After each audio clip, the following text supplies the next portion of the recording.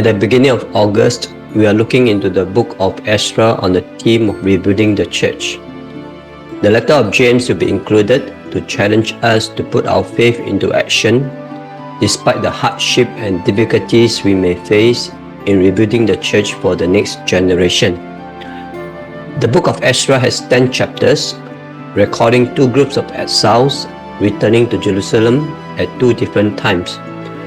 A third group who returned is found in the book of Nehemiah, where we'll be looking at the beginning of next year, 2025.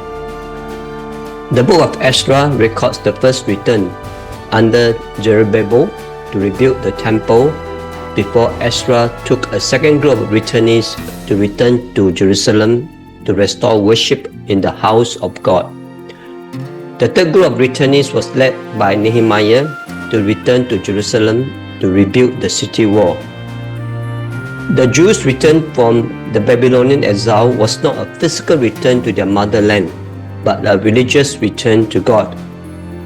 As a church, we are not rebuilding the physical building or running the programs and activities for their sake alone. But the church must lead people to worship God alone and bring others who do not know Him to worship Him with us. However, the rebuilding of our spiritual lives is not without its difficulties.